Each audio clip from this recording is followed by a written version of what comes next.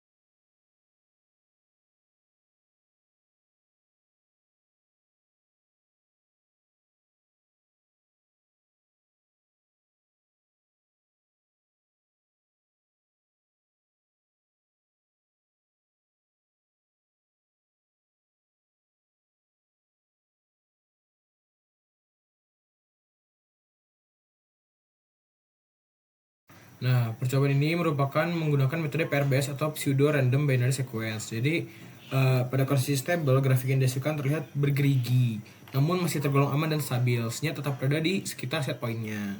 Nah, selanjutnya kita mengganti pengukuran dari kita mengganti pengukuran dari encoder ke speed, lalu menjalankan kembali simulasinya.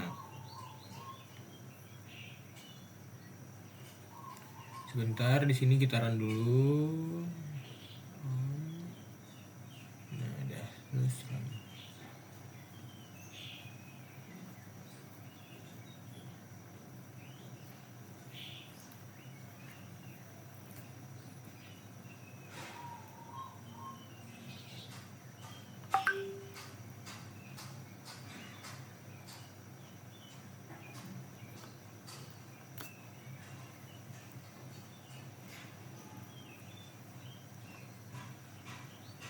Nah, di sini nanti bisa kita lihat setelah beberapa saat dapat kita lihat bahwa grafiknya mulai bergerak. Saat mulai diaktifkan, sinyal terlihat naik turun secara acak membentuk pola bergerigi namun tetap dekat dengan set point. Hal ini menunjukkan bahwa metode PRBS mampu memberikan gangguan yang cukup informatif tanpa menyebabkan sistem menjadi tidak stabil.